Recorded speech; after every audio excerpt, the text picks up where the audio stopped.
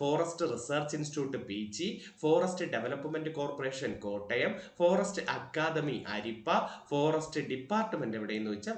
നമസ്കാരം, ഞാൻ പ്രദീപ് മുഖത്തല. നല്ലൊരു റിവിഷൻ ക്ലാസ്സുമായിട്ടാണ് ഞാൻ ഇന്ന് വന്നിരിക്കുന്നത്. പ്രീവിയസ് ക്വസ്റ്റ്യൻ പേപ്പറിന്റെ ഒരു റിവിഷൻ, കഴിഞ്ഞ കമ്പനി ബോർഡിനും അതുപോലെ പ്രിലിംസ് പരീക്ഷകൾക്ക് കുറെ ചോദിച്ച ചോദ്യങ്ങളുടെ ഒരു റിവിഷൻ സെക്ഷനുമായിട്ടാണ്. നല്ല കുറെ ക്വസ്റ്റ്യനുകളാണ് കണക്ട് ചെയ്ത് എല്ലാവരും പഠിക്കുന്നുവെന്ന് വിശ്വസിക്കുന്നു. പരീക്ഷ എങ്ങനെ ഏറ്റെടുത്തു, അതുകൊണ്ട് ടോപ്പിക് അനുസരിച്ച് നല്ല റിവിഷൻ നടത്തുക. നിങ്ങൾ കറണ്ട് അഫേഴ്സ് നല്ലോണം സെറ്റ് ആക്കണേ. കേരളവുമായി ബന്ധപ്പെട്ട ആരോഗ്യക്ഷേമ പദ്ധതികൾ, സാമൂഹ്യക്ഷേമ പദ്ധതികൾ, അതുപോലെ ഈ ഇന്ത്യൻ ഹിസ്റ്ററിയുമായി ബന്ധപ്പെട്ട നല്ല ചോദ്യങ്ങൾ, കേരളത്തിലെ ജോഗ്രഫി, കേരളത്തിന്റെ പ്രക്ഷോഭങ്ങൾ, ഇങ്ങനെയുമായി ബന്ധപ്പെട്ട കൂടുതൽ ചോദ്യങ്ങൾ വരാൻ ഉറപ്പായിട്ട് വരും. ഒരു 10-20 കൂടുതൽ മാർക്ക് കേരളവുമായി ബന്ധപ്പെട്ടതായിരിക്കും പ്രിലിംസ് പരീക്ഷയ്ക്ക് വരുന്നത്. അപ്പോൾ കേരള ജോഗ്രഫിയും കേരളത്തിലെ ഹിസ്റ്ററിയുമായി ബന്ധപ്പെട്ടതും ഇന്ത്യൻ സ്വാതന്ത്ര്യ സമരവുമായി ബന്ധപ്പെട്ട കുറെ കാര്യങ്ങളും, പിന്നെ ഏറ്റവും അപ്ഡേറ്റ് ആയി കറണ്ട് അഫേഴ്സ് അങ്ങ് വലിയ ടഫ് കറണ്ട് അഫേഴ്സ് അല്ല, സിമ്പിൾ കറണ്ട് അഫേഴ്സിലായിരിക്കും പ്രാധാന്യം കൊടുക്കേണ്ടത്. പിന്നെ ആരോഗ്യക്ഷേമവും സാമൂഹ്യക്ഷേമ, ഇങ്ങനെയുള്ള ഇന്ത്യയുടെയും കേരളത്തിലെയും പദ്ധതികൾ ഒന്ന് പഠിച്ചു വെച്ചിരിക്കണം. ജീവിതശൈലി രോഗങ്ങൾ, ഇതൊക്കെ ഒന്ന് മാക്സിമം പഠിച്ചു വെക്കുക. ഓക്കെ, ഒത്തിരി സമയം കളയുന്നില്ല, നല്ലൊരു റിവിഷൻ ക്ലാസ്സിലേക്ക് പോവാം. ഒന്നാമത്തെ ചോദ്യത്തിലേക്ക് വരാം. ഒന്നാമത്തെ ചോദ്യം ഏതെന്ന് ചോദിച്ചാൽ, കേരളത്തിൽ ആദ്യമായി ട്രെയിൻ സർവീസ് എന്നാ ചോദിച്ചിരിക്കുന്നത്. കേരളത്തിൽ ആദ്യമായിട്ട് ട്രെയിൻ ഓടിയത് എന്ന്, അല്ലെ? 1861 മാർച്ച് 12. കേരളത്തിൽ ആദ്യമായി ട്രെയിൻ ഓടിയ വർഷം 1861 മാർച്ച് 12. ബേപ്പൂർ മുതൽ തിരൂർ വരെയല്ലേ ആദ്യത്തെ ട്രെയിൻ ഓടിയത്? അന്ന് ബേപ്പൂർ മുതൽ തിരൂർ വരെയാണ് കേരളത്തിൽ ആദ്യമായി ട്രെയിൻ സർവീസ് വന്നത്. മദ്രാസ് മെയിൽ, കേരളത്തിൽ ഓടിയ ആദ്യത്തെ ട്രെയിനിന്റെ പേരെന്താണ്? കേരളത്തിൽ ഓടിയ ആദ്യത്തെ ട്രെയിനിന്റെ പേര് മദ്രാസ് മെയിൽ എന്നാണ്. അപ്പൊ കേരളത്തിൽ റെയിൽവേ ആരംഭിച്ച വർഷം എന്നാ? 1861. ഇന്ത്യയിൽ എന്നായിരുന്നടേ? ഇന്ത്യയിൽ 1853 ഏപ്രിൽ 16. ഇന്ത്യയിൽ എന്നെന്ന് ചോദിച്ചാൽ 1853 ഏപ്രിൽ 16 ഇന്ത്യയിൽ ആദ്യമായി ട്രെയിൻ ഓടിയ വർഷം. റെയിൽവേയുടെ പിതാവ് എന്ന് വിളിക്കുന്നത് ആരെയാണ്? ഡൽഹൌസി പ്രഭു. ഇന്ത്യൻ റെയിൽവേയുടെ പിതാവ് എന്ന് വിളിക്കുന്നത് ആരെയാണ്? ഡൽഹൌസി പ്രഭു. ദത്തവകാശ നിരോധന നയം കൊണ്ടുവന്നത് ഡൽഹൌസിയാണ്. ഇന്ത്യൻ റെയിൽവേയുടെ പിതാവ് എന്നറിയപ്പെടുന്നത് ഡൽഹൌസിയാണ്. ഇദ്ദേഹത്തിന്റെ കാലഘട്ടത്തിലാണ് ഇന്ത്യയിലെ ആദ്യത്തെ സ്റ്റാമ്പ് ഇറങ്ങുന്നത്. ഇന്ത്യയിലെ ആദ്യത്തെ സ്റ്റാമ്പ് ഇറങ്ങുന്നത് ഡൽഹൌസിയുടെ കാലഘട്ടത്തിലാണ്. ഇന്ത്യയിലെ ആദ്യത്തെ സ്റ്റാമ്പിന്റെ പേര് സിന്ധ് ടാക്ക എന്നതാണ്. ഇന്ത്യയിലെ ആദ്യത്തെ സ്റ്റാമ്പ് ഏതാണ്? സിന്ധ് ടാക്ക. അപ്പൊ കേരളത്തിൽ ആദ്യമായി ട്രെയിൻ ഓടിയ വർഷം 1861 മാർച്ച് 12. എവിടെ മുതൽ എവിടം വരെ? ബേപ്പൂർ മുതൽ തിരൂർ വരെയാണ്. ബേപ്പൂർ മുതൽ തിരൂര് നമ്മൾ പഠിച്ചിട്ടുണ്ട്. എന്താ തിരൂര് പഠിക്കുന്നത്? മലയാളം സർവകലാശാലയുടെ ആസ്ഥാനം എവിടെ എന്ന് ചോദിച്ചാൽ എവിടെ? തിരൂരാണ്. മലയാളം സർവകലാശാലയുടെ ആസ്ഥാനം തിരൂരാണ്. തുഞ്ചത്തെഴുത്തച്ഛൻ ജനിച്ചത് എവിടെ എന്ന് ചോദിച്ചാലോ? എഴുത്തച്ഛൻ ജനിച്ചത് എവിടെയെന്ന് ചോദിച്ചാലും തിരൂരാണ്. പിന്നെ വാഗൺ ട്രാജഡി സ്മാരകം സ്ഥിതി ചെയ്യുന്നത് എവിടെ? വാഗൺ ട്രാജഡി സ്മാരകം സ്ഥിതി ചെയ്യുന്നതും തിരൂരാണ്. എന്നാണ് wagon tragedy? 1921 November 10. 1921 November 10 wagon tragedy. Wagon tragedy അന്വേഷിച്ച commission Knapp commission. Wagon tragedy അന്വേഷിച്ച കമ്മീഷൻ ഏതാണ്? Knapp commission. അപ്പൊ ഏത് വർഷമാണ് വാഗൺ ട്രാജഡി? 1921. അതേ വർഷം തന്നെ മലബാർ കലാപവും ആണ്. മലബാർ കലാപം ഏത് വർഷം എന്ന് ചോദിച്ചാലും 1921. വാഗൺ ട്രാജഡി ഏത് വർഷം എന്ന് ചോദിച്ചാലും 1921. മലബാർ കലാപത്തെ ആസ്പദമാക്കി മലബാർ മാനുവൽ എന്ന കൃതി എഴുതിയത് വില്യം ലോഗനാണ്.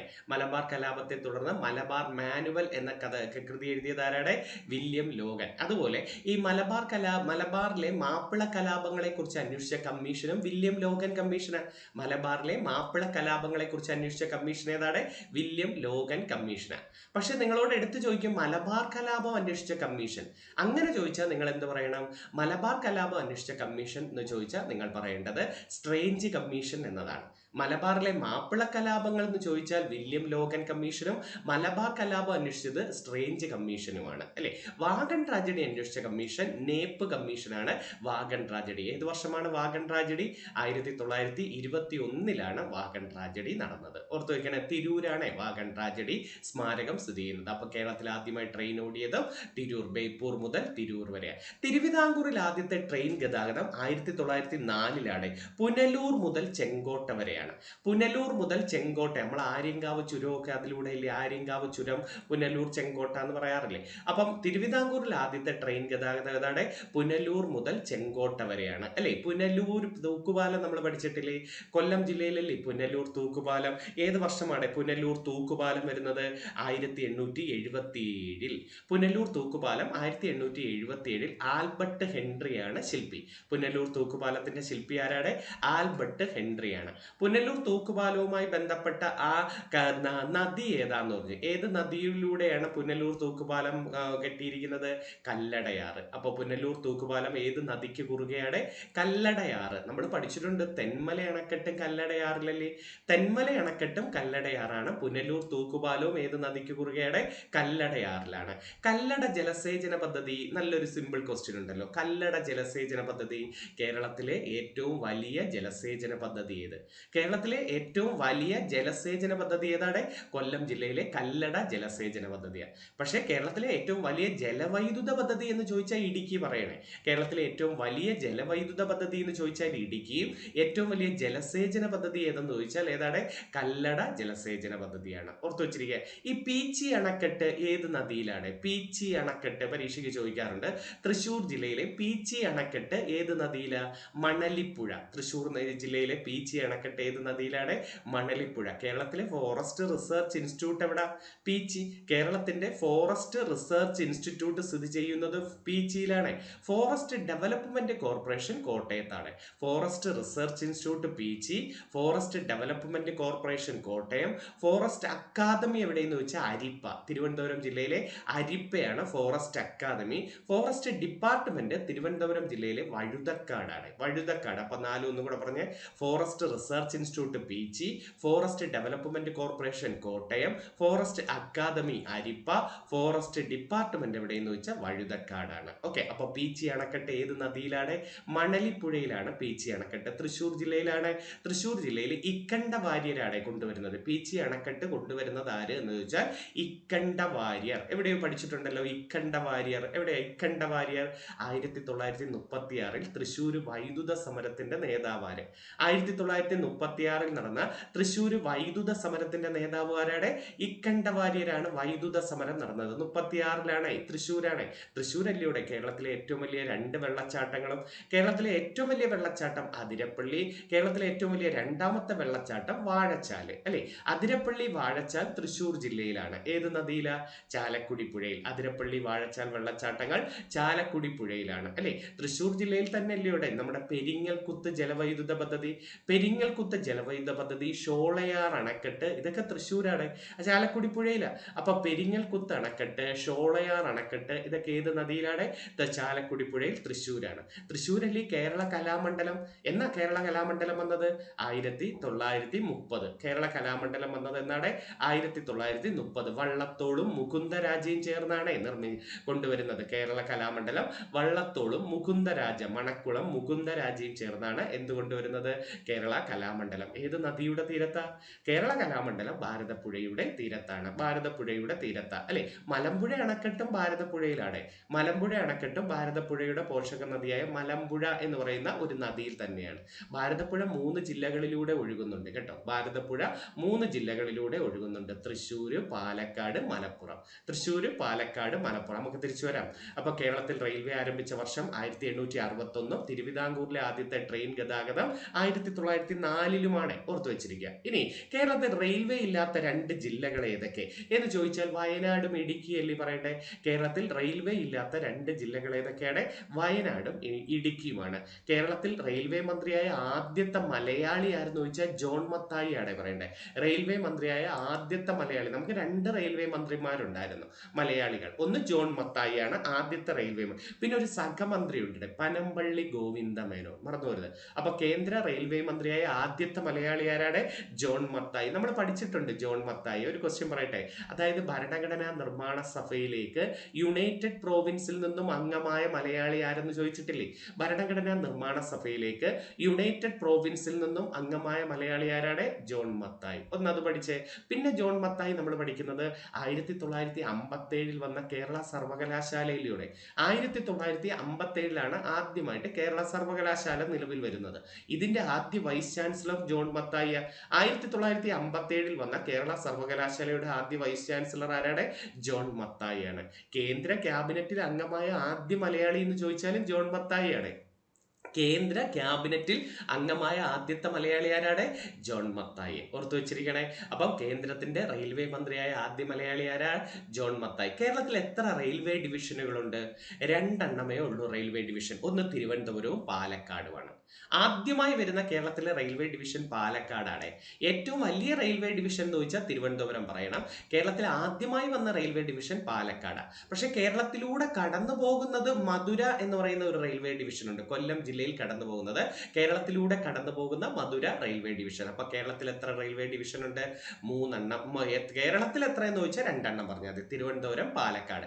കേരളത്തിലൂടെ കടന്നു പോകുന്ന എത്ര റെയിൽവേ ഡിവിഷൻ ഉണ്ടെന്ന് ചോദിച്ചാൽ 3 തിരുവനന്തപുരവും പാലക്കാടും മധുരയുമാണ്.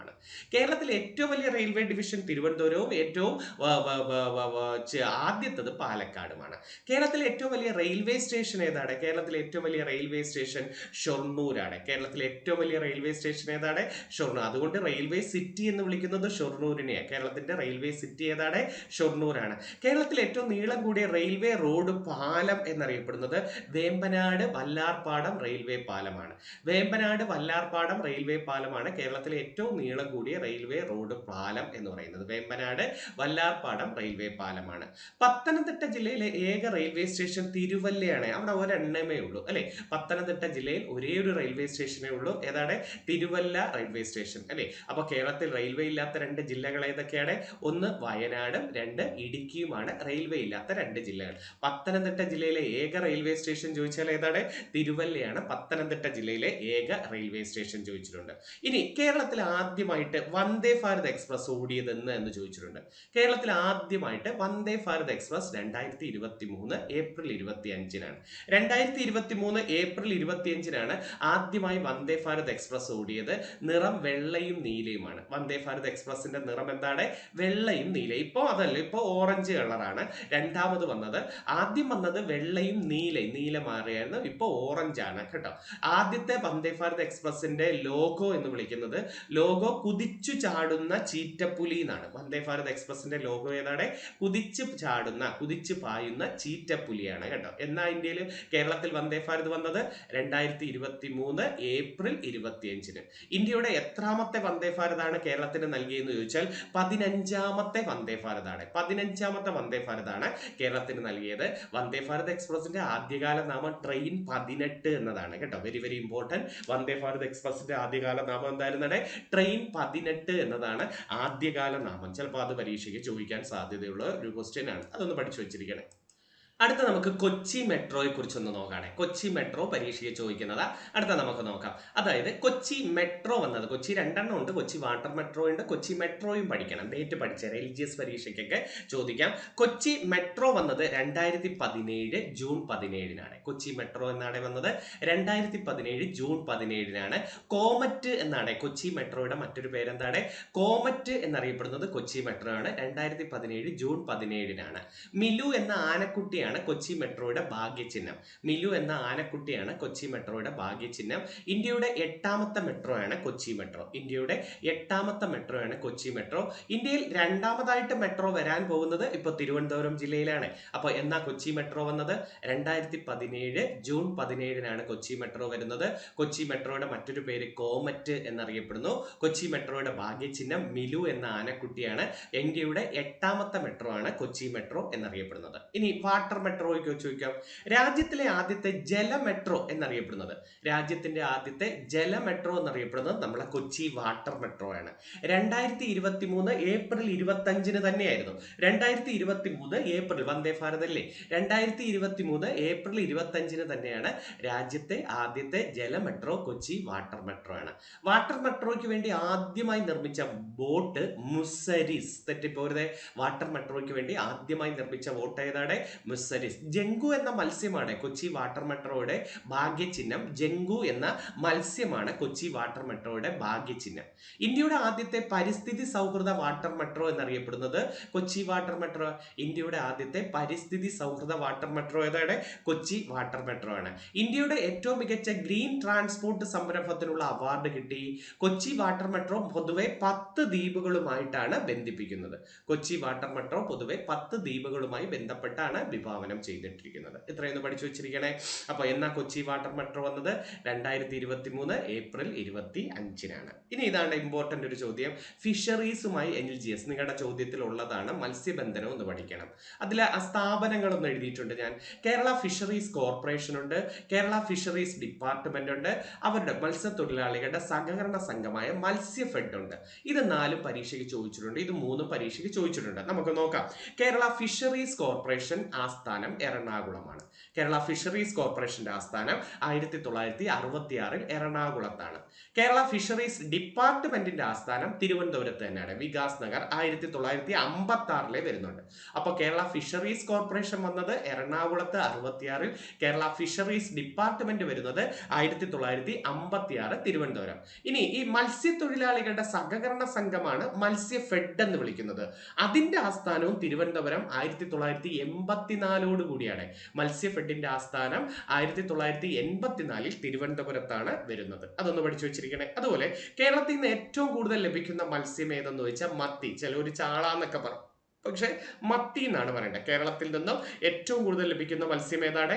മത്തി. പക്ഷെ കേരളത്തിൽ നിന്നും ഏറ്റവും കൂടുതൽ കയറ്റുമതി ചെയ്യുന്ന മത്സ്യം ചെമ്മീനാണ്. ഏറ്റവും കൂടുതൽ ലഭിക്കുന്നത് മത്തിയും, കയറ്റുമതിയിൽ 1-ാം സ്ഥാനം ചെമ്മീനുമാണ്. കേരളത്തിലെ ആദ്യത്തെ മാതൃകാ മത്സ്യബന്ധന ഗ്രാമം എന്ന് വിളിക്കുന്നത് എറണാകുളം കുമ്പളങ്ങിയാണ്. ആദ്യത്തെ മാതൃകാ മത്സ്യബന്ധന ഗ്രാമം ഏതാണ്? എറണാകുളം കുമ്പളങ്ങിയാണ് ആദ്യ മാതൃകാ മത്സ്യബന്ധന ഗ്രാമം. ഓക്കെ, അപ്പൊ ടൂറിസ്റ്റ് ഗ്രാമമെന്നും ആദ്യത്തെ മാതൃകാ മത്സ്യബന്ധന ഗ്രാമമെന്നും ഒക്കെ അറിയപ്പെടുന്നത് ഏതാണ്? നമ്മുടെ എറണാകുളം കുമ്പളങ്ങിയാണ്. കേരളത്തിൽ ആദ്യമായി സീ ഫുഡ് പാർക്ക് വന്നത് എവിടെ? സീ ഫുഡ് പാർക്ക് ആലപ്പുഴയിലെ അരൂരാണ് കേട്ടോ, അരൂര്. അപ്പൊ കേരളത്തിൽ നിന്ന് ഏറ്റവും കൂടുതൽ ലഭിക്കുന്ന മത്സ്യം ഏതാ? മത്തിയാണ്. കേരളത്തിൽ നിന്ന് ഏറ്റവും കൂടുതൽ കയറ്റുമതി ചെയ്യുന്ന മത്സ്യം ഏതാ? ചെമ്മീനാണ്. കേരളത്തിലെ മാതൃകാ മത്സ്യബന്ധന ഗ്രാമം എന്നറിയപ്പെടുന്നത് കുമ്പളങ്ങിയാണ്. കേരളത്തിലെ ആദ്യത്തെ സീ ഫുഡ് പാർക്ക് വന്നത് എവിടെ? അരൂരാണ് സീ ഫുഡ് പാർക്ക് വന്നത്. അടുത്ത നല്ലൊരു ക്വസ്റ്റ്യനിലേക്ക് വരാം. അടുത്ത ക്വസ്റ്റ്യൻ, കേരളത്തിലെ ഏറ്റവും കൂടുതൽ മത്സ്യത്തൊഴിലാളികൾ ഉള്ള ജില്ല ആലപ്പുഴയിലാണ്. കേരളത്തിലെ ഏറ്റവും കൂടുതൽ മത്സ്യത്തൊഴിലാളികൾ ആലപ്പുഴയാണ്. പക്ഷേ ഉൾനാടൻ മത്സ്യത്തൊഴിലാളികൾ ഏറ്റവും കൂടുതൽ എറണാകുളത്താണ്. ഉൾനാടൻ മത്സ്യത്തൊഴിലാളികൾ ഏറ്റവും കൂടുതൽ എവിടെയാണ്? ആലപ്പുഴയിൽ. കടലിനെ ആശ്രയിച്ച് കഴിയുന്ന മത്സ്യത്തൊഴിലാളികൾ ഏറ്റവും കൂടുതൽ ഇപ്പോൾ തിരുവനന്തപുരം ജില്ലയിലാണ്. ഇത് മാറി വരും, കൊല്ലവും പറയും തിരുവനന്തപുരവും പറയും. ഇപ്പൊ തിരുവനന്തപുരം എന്നാണ് കിടക്കുന്നത്. കേരളത്തിൽ ഏറ്റവും കൂടുതൽ മത്സ്യത്തൊഴിലാളികൾ ഉള്ളത് ആലപ്പുഴയിലും, ഉൾനാടൻ മത്സ്യത്തൊഴിലാളികൾ എറണാകുളത്തും, കടലിനെ ആശ്രയിച്ച് കഴിയുന്ന മത്സ്യത്തൊഴിലാളികൾ കൂടുതൽ തിരുവനന്തപുരത്തുമാണ് നമ്മൾ പറയേണ്ടത്. അത് നല്ലൊരു ചോദ്യമായിരുന്നേ. അടുത്ത ചോദ്യത്തിലേക്ക് വരാം. ഇനി കുറച്ച് കേരളത്തിലെ പ്രധാനപ്പെട്ട സ്ഥാപനങ്ങൾ, ആസ്ഥാനങ്ങൾ നോക്കാം. ഇതും LGSന് ചോദിക്കുന്നതാ. സ്ഥാപനങ്ങൾ കാണാതെ അങ്ങ് പഠിച്ചേ. 2-3 വട്ടം അങ്ങ് റിവിഷൻ നടത്തുമ്പോൾ ആ വീട്, ആ സ്ഥലം അങ്ങ് ലയിച്ചു പോകും. ഹിന്ദുസ്ഥാൻ മെഷീൻ ടൂൾസിന്റെ ആസ്ഥാനം കളമശ്ശേരി. ഹിന്ദുസ്ഥാൻ മെഷീൻ ടൂൾസ് എവിടെയാണ്? കളമശ്ശേരിയാണ് ഹിന്ദുസ്ഥാൻ മെഷീൻ. ട്രാവൻകൂർ സിമെന്റ്സിന്റെ ആസ്ഥാനം നാട്ടകം. ട്രാവൻകൂർ സിമെന്റ്സ് എവിടെ? നാട്ടകം. അപ്പൊ ഹിന്ദുസ്ഥാൻ മെഷീൻ ടൂൾസ് കളമശ്ശേരി, ട്രാവൻകൂർ സിമെന്റ്സിന്റെ ആസ്ഥാനം Nattakam. Hindustan newsprint factory വെള്ളൂരാണ്. ഹിന്ദുസ്ഥാൻ ന്യൂസ് പ്രിന്റ് ഫാക്ടറി എവിടെയാണ്? വെള്ളൂരാണ്. അപ്പൊ ഏതൊക്കെ പറഞ്ഞു? ഹിന്ദുസ്ഥാൻ മെഷീൻ ടൂൾസ് കളമശ്ശേരി, ട്രാവൻകൂർ സിമെന്റ്സിന്റെ ആസ്ഥാനം Nattakam, Hindustan newsprint factory Vellur, Travancore titanium products കൊച്ചുവേളിയാണ്. ട്രാവൻകൂർ ടൈറ്റാനിയം പ്രോഡക്ട്സിന്റെ ആസ്ഥാനം എവിടെയാണ്? Kochuveli. Kerala state wood industries നിലമ്പൂരാണ് സ്ഥിതി ചെയ്യുന്നത് കേട്ടോ. കേരള സ്റ്റേറ്റ് വുഡ് ഇൻഡസ്ട്രീസിന്റെ ആസ്ഥാനം നിലമ്പൂർ. അപ്പൊ ഹിന്ദുസ്ഥാൻ മെഷീൻ ടൂൾസ് കളമശ്ശേരി. എറണാകുളം എന്ന് ചോദിക്കാം കേട്ടോ. ഓപ്ഷന് എറണാകുളം. ജില്ല ഏതെന്ന് ചോദിച്ചാൽ എറണാകുളമാണ്. ട്രാവൻകൂർ സിമെന്റ്സ് നാട്ടകം, കോട്ടയത്തെ സ്ഥലമാണ്, നാട്ടകം എന്നാണ്. Hindustan newsprint factory Vellur, അതും വരാൻ പറ്റിയ ഒരു ക്വസ്റ്റ്യനാ. കേരളത്തിൽ ഹിന്ദുസ്ഥാൻ ന്യൂസ് പ്രിന്റ് ഫാക്ടറി എവിടെയാണ്? വെള്ളൂര്. നേരത്തെ കേന്ദ്ര സർക്കാർ ആയിരുന്നു, ഇപ്പൊ കേരള സർക്കാർ അത് ഏറ്റെടുത്തു. Travancore titanium products Kochuveli. Kerala state wood industries എവിടെയാണ്? നിലമ്പൂരാണ്. അത് നല്ലൊരു ക്വസ്റ്റ്യൻ. അടുത്തതും കുറച്ച് സ്ഥാപനങ്ങളുണ്ട്. അടുത്ത കുറച്ച് സ്ഥാപനങ്ങളുടെ പരീക്ഷയിൽ ചോദിച്ചത് എഴുതിയിട്ടുണ്ട്. നോക്കേ, അടുത്തത് ഏതെന്ന് വെച്ചാൽ കേരള റയർ എർത്തിന്റെ ആസ്ഥാനം ചവറ. കേരള റയർ എർത്തിന്റെ ആസ്ഥാനം എവിടെയാണ്? ചവറ. ട്രാവൻകൂർ ഫ്ലൈവുഡ് ലിമിറ്റഡും കേരളത്തിന്റെ പേപ്പർ മില്ലൊക്കെ സ്ഥിതി ചെയ്യുന്നത് പുനലൂരാണ്. ട്രാവൻകൂർ ഫ്ലൈവുഡ് ലിമിറ്റഡും കേരളത്തിന്റെ പേപ്പർ മില്ലും പുനലൂരാണ്. കേരള സിറാമിക്സിന്റെ limited Kundara. Kerala ceramics limited Kundara. Kundara വിളംബരം നമ്മൾ പഠിച്ചിട്ടുണ്ട്. എന്നാ കുണ്ടറ വിളംബരം? 1809 ജനുവരി 11. 1809 ജനുവരി 11 കുണ്ടറ വിളംബരം. ആരാണ് നടത്തിയ? വേലുത്തമ്പി ദളവ. കൊല്ലം ജില്ലയിലെ കുണ്ടറയിലെ ഇളമ്പള്ളൂർ ക്ഷേത്രവുമായി ബന്ധപ്പെട്ടതാണ് കുണ്ടറ വിളംബരം. ബ്രിട്ടീഷുകാർക്കെതിരെ ആയുധമെടുത്ത് പോരാടുക എന്ന വരിയാണ് കുണ്ടറ വിളംബരം. അപ്പൊ എന്നാണ് കുണ്ടറ വിളംബരം? 1809 ജനുവരി 11 അല്ലെ. കുണ്ടറ വിളംബരം നടത്തിയതാരാ? വേലുത്തമ്പി ദളവ. വേലുത്തമ്പി ദളവ ആത്മഹത്യ ചെയ്തത് എവിടെ? മണ്ണടി. അദ്ദേഹത്തിന്റെ സ്മാരകവും മണ്ണടിയിലുണ്ട്. വേലുത്തമ്പി ദളവ ആത്മഹത്യ ചെയ്തത് എവിടെയെന്ന് ചോദിച്ചാൽ പത്തനംതിട്ട ജില്ലയിലെ മണ്ണടി. പക്ഷെ അദ്ദേഹത്തെ ബ്രിട്ടീഷുകാർ കൊണ്ടുപോയി തൂക്കിലേറ്റിയത് തിരുവനന്തപുരം ജില്ലയിലെ കണ്ണമ്മൂലയിലാണ്. തിരുവനന്തപുരം ജില്ലയിലെ കണ്ണമ്മൂലയിലാണ് തൂക്കിലേറ്റിയത്. കണ്ണമ്മൂല നമുക്കറിയാം. ചട്ടമ്പിസ്വാമികൾ ജനിച്ചത് എവിടെ എന്ന് ചോദിക്കാറില്ലേ? ചട്ടമ്പിസ്വാമികൾ ജനിച്ചത് തിരുവനന്തപുരം ജില്ലയിലെ കൊല്ലൂരിലെ കണ്ണമ്മൂല. 1853 ഓഗസ്റ്റ് 25 ചട്ടമ്പിസ്വാമികൾ ജനിച്ചത്. 1853 ഓഗസ്റ്റ് 25 ചട്ടമ്പിസ്വാമികൾ ജനിച്ചത്. അതുകൊണ്ട് ഓഗസ്റ്റ് 25 ഏത് ദിനം? ഓഗസ്റ്റ് 25 ജീവകാരുണ്യ ദിനം. ഓഗസ്റ്റ് 25 ഏത് ദിനമാണ്? ജീവകാരുണ്യ ദിനം. അപ്പൊ ചട്ടമ്പിസ്വാമികൾ ജനിച്ചത് എന്നാണ്? 1853 ഓഗസ്റ്റ് 25. ചട്ടമ്പിസ്വാമികളുടെ പ്രധാനപ്പെട്ട കൃതികൾ ഓർമ്മയുണ്ടോ? പ്രാചീന മലയാളം, ആദിഭാഷ, മോക്ഷപ്രദീപ ഖണ്ഡനം, വേദാധികാര നിരൂപണം.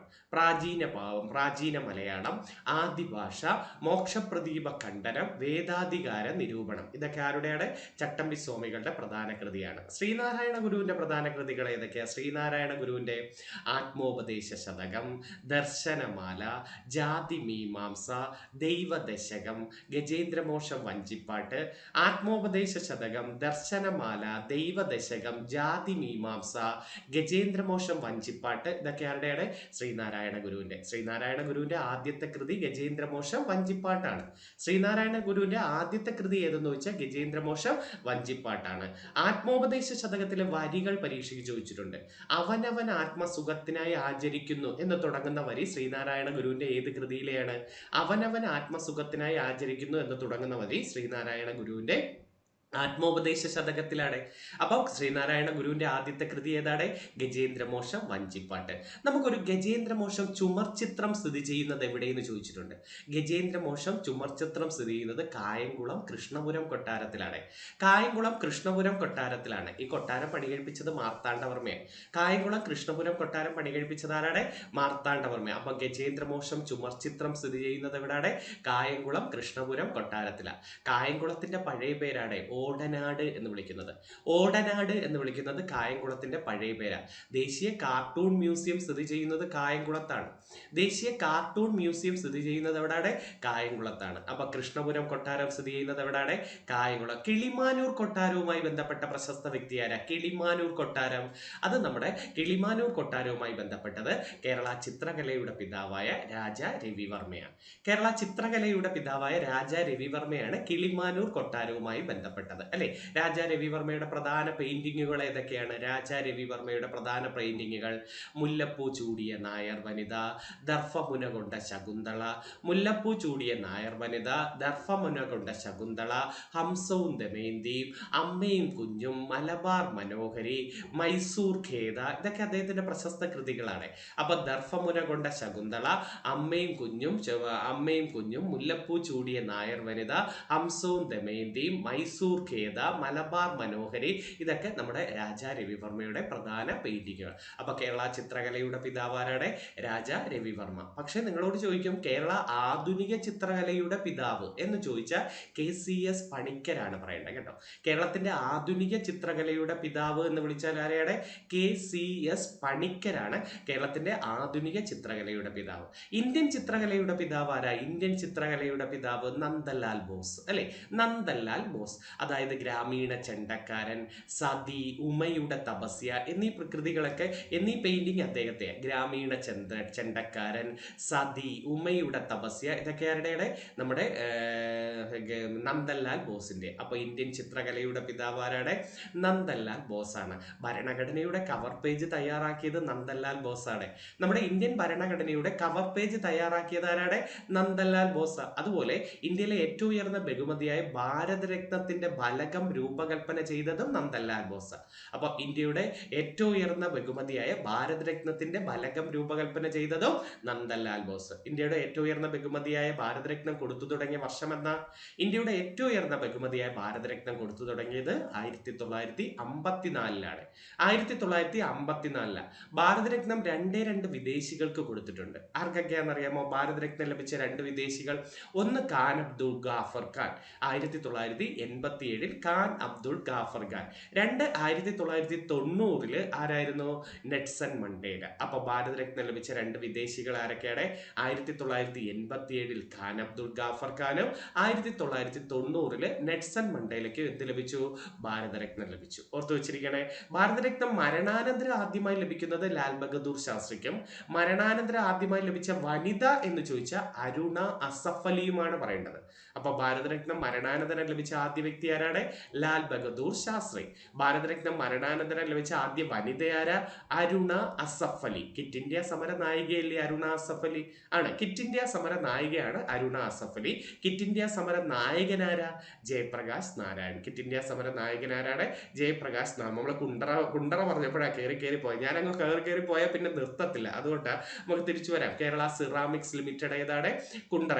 Kerala state drugs and pharmaceuticals കലവൂരാണ്. ആലപ്പുഴയിലെ കലവൂരാണ് ഡ്രഗ്സ് ആൻഡ് ഫാർമസ്യൂട്ടിക്കൽ. ഇവിടെ കയർ മ്യൂസിയം ഒക്കെ ഉണ്ട്. കയർ മ്യൂസിയം സ്ഥിതി ചെയ്യുന്നത് കലവൂരല്ലേ. കേരള സ്റ്റേറ്റ് ബാംബു കോർപ്പറേഷന്റെ ആസ്ഥാനം Angamaly, Ernakulam Angamaly. Kerala state bamboo corporation എവിടെയാണ്? എറണാകുളം അങ്കമാലിയിലാണ് ബാംബു കോർപ്പറേഷൻ. ഇനി ഇന്ത്യയിൽ ആദ്യത്തെ റബ്ബർ പാർക്ക് വന്നത് ഐരാപുരമാണ്. നല്ലൊരു ക്വസ്റ്റ്യൻ. ഇന്ത്യയിൽ ആദ്യത്തെ റബ്ബർ പാർക്ക് വന്നത് ഏതാണ്? ഐരാപുരം. കോട്ടയം കുമളി റോഡാണ് ആദ്യത്തെ റബ്ബറൈസ്ഡ് റോഡ് എന്ന് പറയാറുണ്ട്. Kottayam Kumily road rubberised. ആദ്യത്തെ റബ്ബർ പാർക്ക് വന്നത് ഐരാപുരം. റബ്ബർ ബോർഡിന്റെ ആസ്ഥാനം കോട്ടയമാണ്. റബ്ബർ ബോർഡിന്റെ ആസ്ഥാനം എവിടെയെന്ന് ചോദിച്ചാൽ കോട്ടയമാണ്. കേരളത്തിലെ ഏറ്റവും വലിയ രാസവള നിർമ്മാണശാല ഏതാണ്? FACT fact. നമ്മുടെ FACT ഫാക്ട് അല്ലെ. ആലുവയിലെ ഉദ്യോഗ മണ്ഡലത്തിലെ സ്ഥിതി ചെയ്യുന്നത്. ഫാക്ടറി എന്നല്ല, ഫാക്ട്. അപ്പൊ ആലുവയിലെ ഉദ്യോഗമണ്ഡലിലാണ് 1944 ഇത് നിലവിൽ വരുന്നത് കേട്ടോ.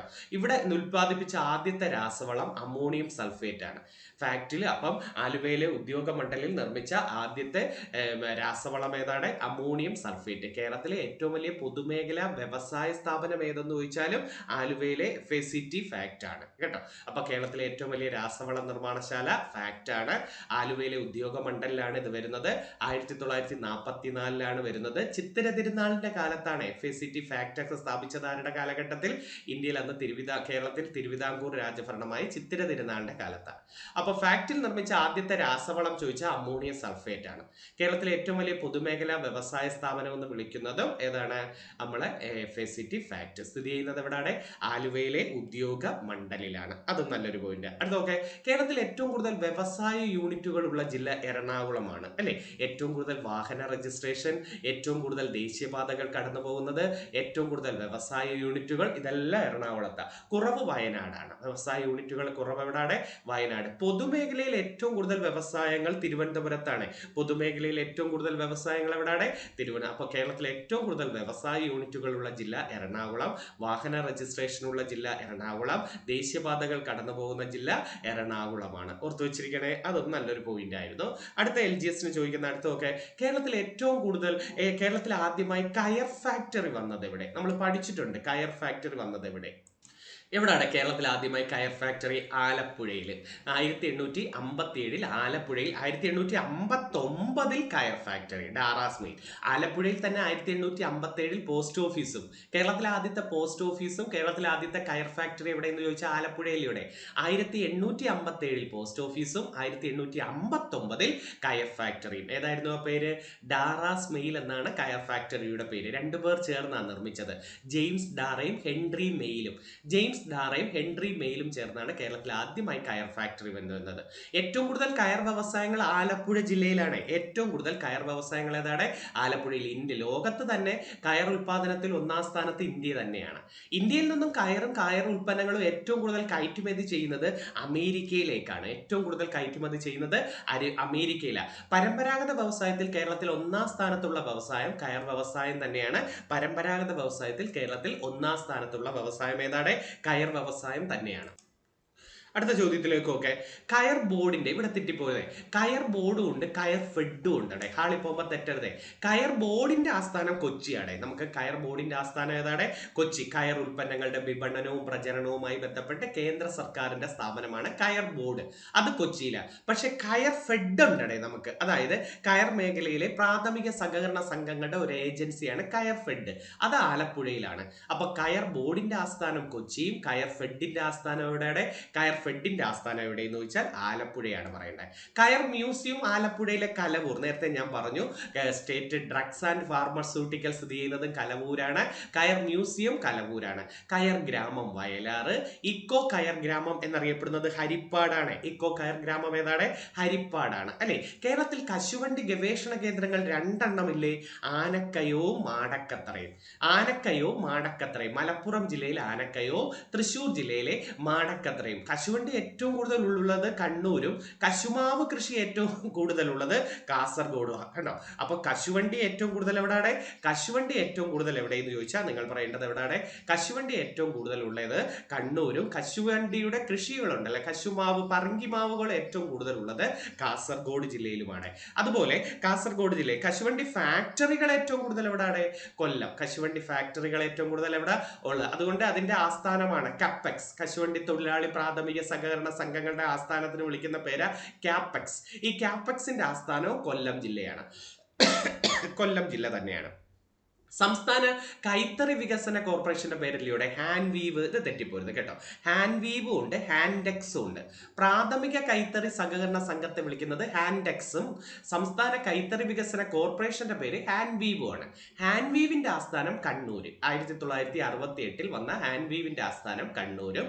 പ്രാഥമിക കൈത്തറി സഹകരണ സംഘമായ ഹാൻഡെക്സിന്റെ ആസ്ഥാനം തിരുവനന്തപുരമാണ്. 1961 അത് വരുന്നത്. ദേശീയ കൈത്തറി ദിനം ഇപ്പൊ പരീക്ഷയ്ക്ക് ചോദിച്ചതേ ഉള്ളൂ. ഓഗസ്റ്റ് 7 ദേശീയ കൈത്തറി ദിനം. 2015 മുതൽ നരേന്ദ്രമോദി സർക്കാരാണ് ഇത് പ്രഖ്യാപിച്ചത്. ദേശീയ കൈത്തറി ദിനം എന്നാണ്. വെരി വെരി ഇമ്പോർട്ടൻ്റ് ആയിട്ട് പഠിച്ചത്. ഓഗസ്റ്റ് 7 1905 ഓഗസ്റ്റ് 7 കൊൽക്കത്തയിലെ സ്വദേശി പ്രസ്ഥാനം ആരംഭിച്ചതിന്റെ ഓർമ്മയ്ക്കായിട്ടാണ് ദേശീയ കൈത്തറി ദിനം പ്രചരിപ്പിച്ചത്. അപ്പൊ ദേശീയ കൈത്തറി ദിനം എന്നാണ് 1905 ഓഗസ്റ്റ് 7 കൊൽക്കത്തയിലെ സ്വദേശി പ്രസ്ഥാനം ആരംഭിച്ചതിന്റെ ഓർമ്മയ്ക്കായിട്ടാണ്. ഓഗസ്റ്റ് 7 കൈത്തറിശാലകൾ ഏറ്റവും കൂടുതലുള്ള ജില്ല കണ്ണൂരാണ്. കൈത്തറിശാലകൾ ഏറ്റവും കൂടുതലുള്ള ജില്ല ഏതാണ്? കണ്ണൂരാണ് നമ്മൾ പറയേണ്ടത്. കൈത്തറി സഹകരണ സംഘങ്ങൾ കൂടുതലുള്ളത് തിരുവനന്തപുരത്തും ആണ്. അപ്പൊ അത് തെറ്റിപ്പോരുത്. കൈത്തറിശാലകൾ കൂടുതൽ കണ്ണൂരും കൈത്തറിയുടെ സഹകരണ സംഘങ്ങളെല്ലാം തിരുവനന്തപുരത്താണ്. കേരളത്തിന്റെ നെയ്ത്തുപട്ടണം ബാലരാമപുരം അല്ലേ?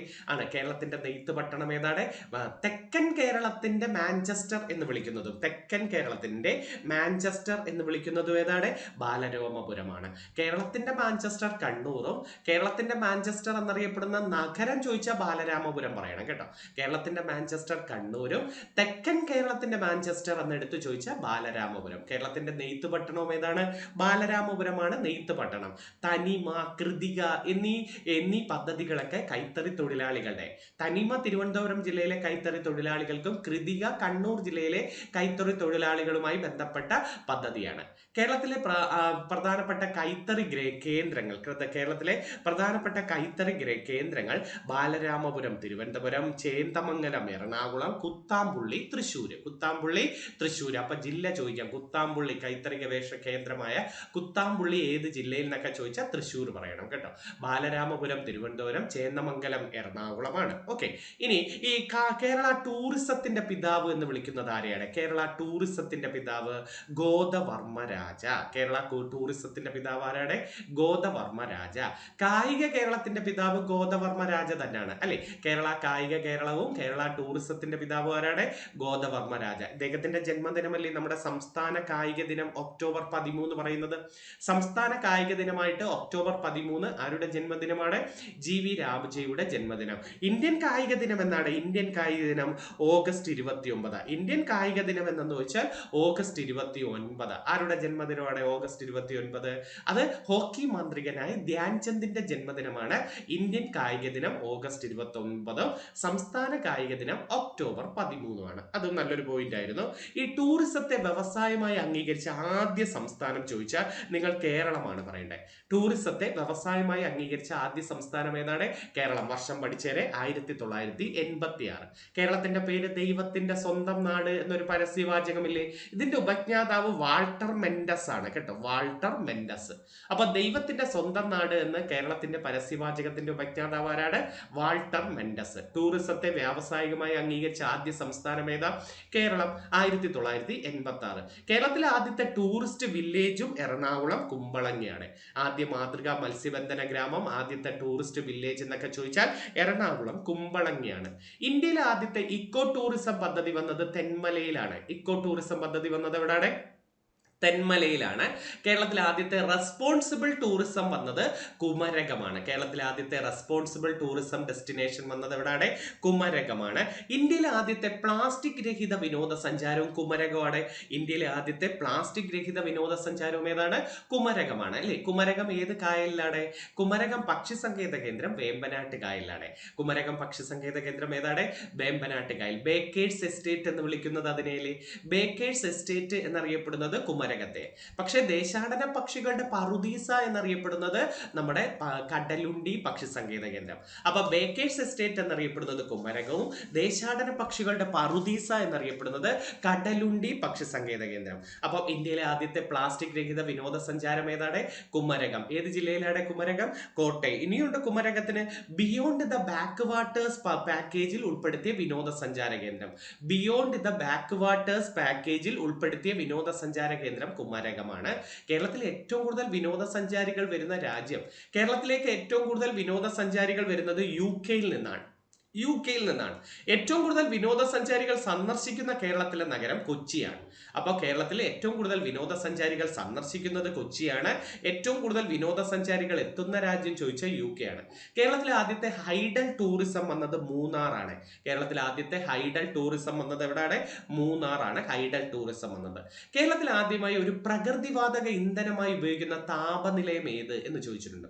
പ്രകൃതിവാതകം ഇന്ധനമായി ഉപയോഗിക്കുന്ന താപനിലയം കാസർഗോഡ് ചീമേനി താപനിലയമാണ്. കേരളത്തിൽ പ്രകൃതിവാതക ഇന്ധനമായി ഉപയോഗിക്കുന്നത് കാസർഗോഡ് ചീമേനി. കേരളത്തിലെ ആദ്യത്തെ ഡീസൽ വൈദ്യുത നിലയം എറണാകുളത്തെ ബ്രഹ്മപുരമാണ്. ആദ്യത്തെ ഡീസൽ വൈദ്യുത നിലയം.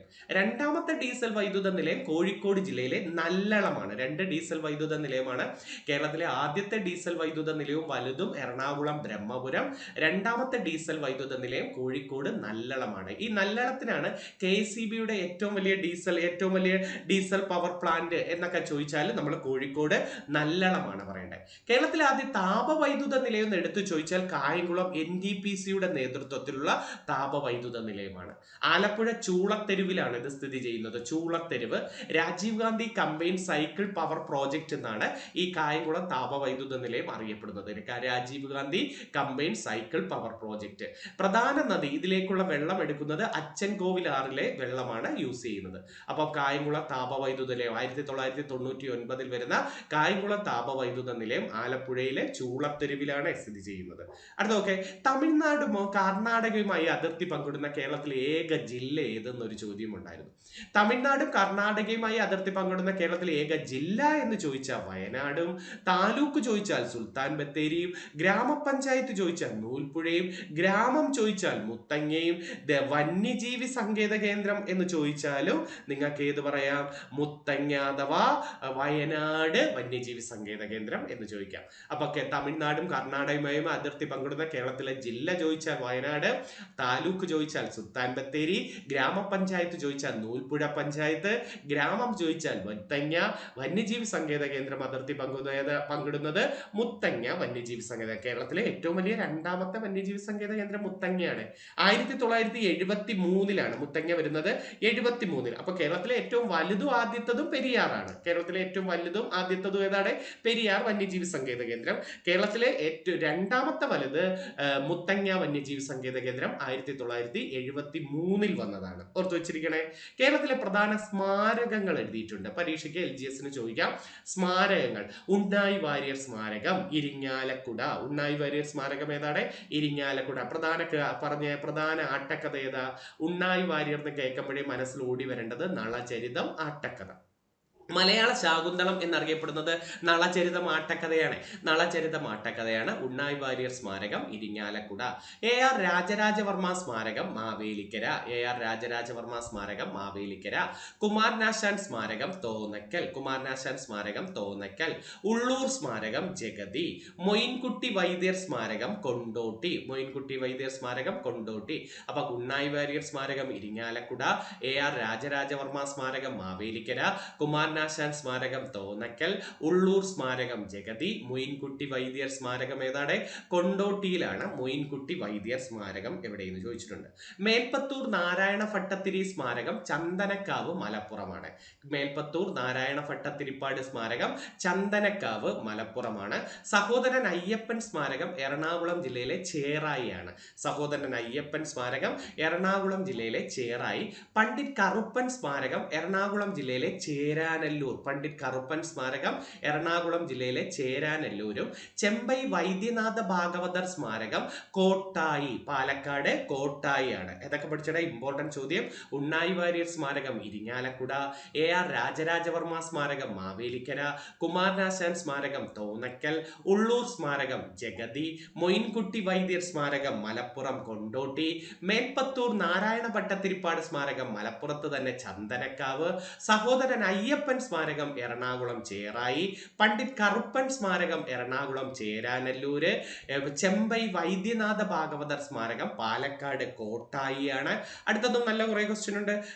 കേരളത്തിൽ ഉപ്പ് സത്യാഗ്രഹ സ്മാരകം എവിടെ? ഉളിയത്ത് കടവ്. പയ്യന്നൂരിനടുത്തുള്ള ഉളിയത്ത് കടവാണ് കേരളത്തിൽ ഉപ്പ് സത്യാഗ്രഹ സ്മാരകം. കണ്ണൂര്. വാഗൺ ട്രാജഡി സ്മാരകം മലപ്പുറം തിരൂരാണ്. പുന്നപ്ര വയലാർ സ്മാരകം കളർകോടാണ്, ആലപ്പുഴയിലെ കളർകോട്. എന്നാ പുന്നപ്ര വയലാർ സ്മാരകം 1946 പുന്നപ്ര വയലാർ സമരം നടന്നത് അല്ലെ. അമേരിക്കൻ മോഡൽ അറബിക്കടൽ എന്ന് പറയുന്ന മുദ്രാവാക്യം പുന്നപ്ര വയലാറിന്റെയാണ്. കേരളത്തിൽ പുന്നപ്ര വയലാർ സമരം നടന്നത് 1946. പുന്നപ്ര വയലാർ സമരത്തിൽ പങ്കെടുത്ത കേരള മുഖ്യമന്ത്രി VS അച്യുതാനന്ദൻ. അപ്പൊ കളർകോട്. പഴശ്ശി സ്മാരകം മാനന്തവാടിയാണ് അല്ലെ. Pazhassi museum Kozhikode east hill, Pazhassi സ്മാരകം മാനന്തവാടി, പഴശ്ശി അണക്കെട്ട് കണ്ണൂര് വളവട്ടണം പുഴയിലാണ് പഴശ്ശി അണക്കെട്ട്. തലക്കൽ ചന്തു സ്മാരകം എവിടാണ്? പനമരം. തലക്കൽ ചന്തു സ്മാരകം എവിടാണ്? പനമരത്താണ് തലക്കൽ ചന്തു സ്മാരകം സ്ഥിതി ചെയ്യുന്നത്. സുഗതകുമാരി സ്മാരകം നെയ്യാറ്റിൻകരയിലുണ്ട്. സുഗത സ്മൃതി എന്നറിയപ്പെടുന്ന സുഗതകുമാരിയുടെ സ്മാരകം നെയ്യാറ്റിൻകര. അപ്പോൾ പഴശ്ശി സ്മാരകം എവിടാണ്? മാനന്തവാടിയിലാണ് പഴശ്ശി സ്മാരകം എവിടെയെന്ന് ചോദിച്ചിട്ടുണ്ട് അല്ലെ. കേരള നിയമസഭയിലെ പട്ടികവർഗക്കാരുടെ നിയോജക മണ്ഡലങ്ങൾ ഏതാ? സുൽത്താൻ ബത്തേരിയും മാനന്തവാടിയുമാണ് പട്ടികവർഗക്കാർക്കായിട്ട് മാറ്റിവെച്ചിരിക്കുന്ന നിയമസഭാ മണ്ഡലങ്ങൾ. സുൽത്താൻ ബത്തേരിയും മാനന്തവാടിയും. പഴശ്ശിയുടെ മറ്റൊരു പേരെന്താണ്? പഴശ്ശിരാജയുടെ മറ്റൊരു പേരെന്താ? പുരളീശമൻ, കെട്ടിയോട്ട് രാജ, പൈച്ചി രാജ എന്നൊക്കെ അറിയപ്പെടുന്നത് പഴശ്ശിരാജയല്ലേ. പുരളീശമൻ, കെട്ടിയോട്ട് രാജ, പൈച്ചി രാജ എന്നൊക്കെ അറിയപ്പെടുന്നത് പഴശ്ശിരാജ. എന്നാ കൊല്ലപ്പെട്ടത് പഴശ്ശിരാജ? 1805 നവംബർ 30. 1805 നവംബർ 30 മാനന്തവാടിക്കടുത്തുള്ള മാവിലാന്തോട്ടിൽ വെച്ചാണ് കൊല്ലപ്പെടുന്നത്. ഒന്നാം പഴശ്ശി വിപ്ലവം 1793-97 രണ്ടാം പഴശ്ശി വിപ്ലവം 1800-805 രണ്ടാം പഴശ്ശി വിപ്ലവം 1800-805 രണ്ടാം പഴശ്ശി വിപ്ലവം. ഒന്നാം പഴശ്ശി വിപ്ലവത്തിന് കാരണം ബ്രിട്ടീഷുകാരുടെ തെറ്റായ നികുതിയും രണ്ടാം പഴശ്ശി വിപ്ലവത്തിന് കാരണം ബ്രിട്ടീഷുകാർ വയനാട് പിടിച്ചെടുത്തതുമാണ് അല്ലെ. അപ്പൊ പഴശ്ശിരാജയുടെ കേന്ദ്രം എവിടാണ്? പഴശ്ശിരാജയുടെ കേന്ദ്രം കണ്ണൂര് തലശ്ശേരിക്കടുത്തുള്ള പുരളിമല. പഴശ്ശിരാജയുടെ കേന്ദ്രം എവിടാണ്? പുരളിമലയിലാണ്. പഴശ്ശിരാജ എന്ന സിനിമ സംവിധാനം ചെയ്തതാരാ? അത് ഹരിഹരനാണ്. പഴശ്ശിരാജ എന്ന സിനിമ 2009 ഹരിഹരനാണ്. പഴശ്ശിയെ കേരള സിംഹം എന്ന് വിളിച്ചതാരാ? സർദാർ KM പണിക്കർ. പഴശ്ശിരാജയെ കേരള സിംഹം എന്ന് വിളിച്ചതാരാണ്? സർദാർ KM പണിക്കർ. പഴശ്ശിരാജയുടെ മൊത്ത പേരെന്താ? കോട്ടയം കേരളവർമ്മ പഴശ്ശിരാജ എന്നാണ്. അപ്പൊ പൈച്ചിരാജ, കെട്ടിയോട്ട് രാജ, പുരളീശമൻ എന്നൊക്കെ വിളിക്കുന്നത് പഴശ്ശിരാജയാണ്. ഓർത്തേക്ക. അപ്പൻ തമ്പുരാൻ സ്മാരകമാണ് അയ്യന്തോൾ. തൃശ്ശൂർ അയ്യന്തോളാണ് അപ്പൻ തമ്പുരാൻ സ്മാരകം. കുഞ്ഞാലി മരക്കാർ സ്മാരകം കോഴിക്കോട് ഇരിങ്ങലാണ് കുഞ്ഞാലി മരക്കാർ സ്മാരകം. വേലുത്തമ്പി ദളവ സ്മാരകം പത്തനംതിട്ട ജില്ലയിലെ മണ്ണടിയിലാണ് വേലുത്തമ്പി ദളവ സ്മാരകം. ജോസഫ് മുണ്ടശ്ശേരി സ്മാരകം ചെമ്പുകാവ്, തൃശൂർ ജില്ലയിലെ ചെമ്പുകാവാണ് ജോസഫ് മുണ്ടശ്ശേരി സ്മാരകം. തൃശൂർ ജില്ലയിലെ ചെമ്പുകാവ്. കേരളത്തിലെ ആദ്യത്തെ വിദ്യാഭ്യാസ മന്ത്രിയല്ലേ ജോസഫ് മുണ്ടശ്ശേരി. കേരളത്തിലെ ആദ്യത്തെ വിദ്യാഭ്യാസ മന്ത്രിയും ആദ്യത്തെ സഹകരണ മന്ത്രിയും ജോസഫ് മുണ്ടശ്ശേരിയാണ്. ജോസഫ് മുണ്ടശ്ശേരിയുടെ ആത്മകഥയാ കൊഴിഞ്ഞ ഇലകൾ. കൊഴിഞ്ഞ ഇലകൾ ജോസഫ് മുണ്ടശ്ശേരിയുടെ ആത്മകഥയാണ്. കേരളത്തിലെ ആദ്യത്തെ ഈ വിമോചന സമരം ഉണ്ടല്ലോ, മന്നത്ത് പത്മനാഭൻ നടത്തിയ വിമോചന സമരം എന്തുമായി ബന്ധപ്പെടുന്നു എന്നൊക്കെ ചോദിച്ചിട്ടുണ്ട്. വിമോചന സമരം ഈ വിദ്യാഭ്യാസ ബില്ലിനെതിരെയായിരുന്നു. ജോസഫ് മുണ്ടശ്ശേരി ആദ്യത്തെ മന്ത്രിസഭയിൽ അവതരിപ്പിച്ച വിദ്യാഭ്യാസ ബില്ലിനെതിരെയാണ് ആര് വിമോചന സമരം മന്നത്ത് പത്മനാഭൻ നയിച്ചത്. വിമോചന സമരത്തെ തുടർന്ന് നടത്തിയ ജാഥയാണ് ജീവശിഖാ ജാഥ. വിമോചന സമരത്തെ തുടർന്ന് നടത്തിയത് ജീവശിഖാ ജാഥ. വൈക്കം സത്യാഗ്രഹത്തെ തുടർന്നാണ് 1924 നവംബർ 1 സവർണ ജാഥ നയിച്ചത്. അതും മന്നത്ത് പത്മനാഭനാണ് സവർണ ജാഥ നയിച്ചതും അല്ലെ. മന്നത്ത് പത്മനാഭന്റെ പ്രസംഗമാണ് മുതുകുളം പ്രസംഗം. മുതുകുളം പ്രസംഗം നടത്തിയത് ആര് എന്ന് ചോദിച്ചാൽ ഏതാണ്? മന്നത്ത് പത്മനാഭനാണ് മുതുകുളം പ്രസംഗം നടത്തിയത് ആര് എന്ന് ചോദിച്ചിട്ടുണ്ട്. അതുപോലെ മന്നത്ത് പത്മനാഭനല്ലേ NSS സ്ഥാപിച്ചത്? 1914 1914 NSS സ്ഥാപിക്കുന്നത് ചങ്ങനാശ്ശേരിയിലെ പെരുന്നയിലെ ഇദ്ദേഹം ജനിച്ചതും NSS സ്ഥാപിച്ചതും 1914. NSS സ്ഥാപിച്ച വർഷം എന്നാണ് 1911. നായർ ഭൃത്യജന സംഘം എന്നായിരുന്നു NSSന്റെ ആദ്യകാല നാമം. കേരളത്തിന്റെ സർവൻസ് ഓഫ് ഇന്ത്യ സൊസൈറ്റി എന്നറിയപ്പെടുന്നത് NSSനെ. കേരളത്തിന്റെ സർവൻസ് ഓഫ് ഇന്ത്യ സൊസൈറ്റി എന്നൊക്കെ അറിയപ്പെടുന്നത് ഏതാണ്? NSS ആണ്. ഓർത്തു വെച്ചിരിക്കണേ. മന്നത്ത് പത്മനാഭന്റെ പ്രസിദ്ധ പ്രസംഗം ഏതാ? മുതുകുളം പ്രസംഗം. കോഴഞ്ചേരി പ്രസംഗം ആരുടെയായിരുന്നേ? കോഴഞ്ചേരി പ്രസംഗം അത് 1932 നിവർത്തന പ്രക്ഷോഭത്തെ തുടർന്ന് C. കേശവൻ അവതരിപ്പിച്ച പ്രസംഗമാണ്. 32 നടന്ന നിവർത്തന പ്രക്ഷോഭത്തെ തുടർന്ന് 35 C. കേശവൻ നടത്തിയ പ്രസംഗമാണ് പ്രസിദ്ധമായ കോഴഞ്ചേരി പ്രസംഗം. ആരുടെയെന്ന് വെച്ചാൽ 32 നിവർത്തന പ്രക്ഷോഭം. C. കേശവൻ വേറൊരു പ്രക്ഷോഭത്തിന്റെ നേതാവുണ്ടോടെ. 47 നടന്ന പാലിയം സത്യാഗ്രഹത്തിന്റെ നേതാവാരെന്ന് വെച്ചിട്ടുണ്ട്. 47 നടന്ന പാലിയം സത്യാഗ്രഹവും C. കേശവനാണ്. ഏത് ജില്ലയിലാണ് പാലിയം സത്യാഗ്രഹം?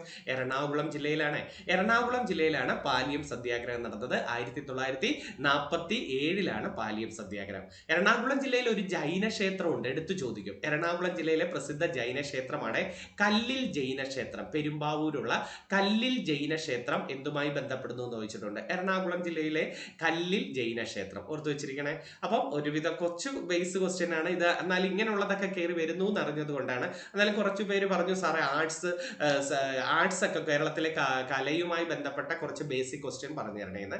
മാക്സിമം നോക്കാം, ഉടൻ തന്നെ കൊണ്ടുവരാം. എന്നാലും ഒത്തിരി സന്തോഷം. ഓരോരുത്തരൊക്കെ ഇങ്ങനെ കമന്റ് ഇടുമ്പോൾ നമുക്കും അങ്ങ് സന്തോഷമാണ്. നിങ്ങളുടെ ഓരോ കമന്റുകൾ വായിക്കുമ്പോഴാണ് നമുക്ക് സന്തോഷം. അടുത്ത ആഴ്ചയും വീണ്ടും കൊണ്ടുവരണം. ഇന്ന് ഞാൻ കുറച്ച് ബേസിക് ക്വസ്റ്റ്യൻ ഇതൊക്കെ ചോദിക്കും എന്നുള്ളത് ഉറപ്പാണ്. കാരണം നിങ്ങളുടെ ടോപ്പിക് ബേസിൽ വാരി വലിച്ച് കിടപ്പുണ്ട്. അതിൽ ഏറ്റവും പ്രധാനപ്പെട്ടത് ഞാനും കൂടെ ഒന്നിട്ട് റിവിഷൻ നടത്തുന്നതേ ഉള്ളൂ. ഓക്കെ, അപ്പം നല്ല രീതിയിൽ പോയിരുന്ന് പഠിക്കുക. നല്ല റാങ്ക് നേടണമെന്ന വാശിയോടുകൂടി മുന്നോട്ട് പോവുക. തീർച്ചയായിട്ടും ഡേറ്റ് വന്നു, രാവിലെ ഉച്ചയ്ക്കുമായിട്ടാണ്. അപ്പോൾ ടെൻഷനൊന്നും അടിക്കാതെ ഇനിയുള്ള ദിവസങ്ങൾ നല്ലോണം ഇരുന്ന് പഠിക്കാൻ കിട്ടും. ധൈര്യമായിട്ട് പോവുക. പഠിക്കുന്നവർക്ക് കിട്ടിയില്ലെങ്കിൽ പിന്നെ ആർക്ക് കിട്ടാനാ? ഇതല്ലെങ്കിൽ മറ്റൊന്ന് കിട്ടും. പക്ഷെ മുമ്പിൽ വരുന്ന പരീക്ഷ കിട്ടണം എന്ന വാശിയോടുകൂടി പോവുക കേട്ടോ. ഒത്തിരി സന്തോഷത്തോടെ നിർത്തുന്നു. നന്ദി, നമസ്കാരം.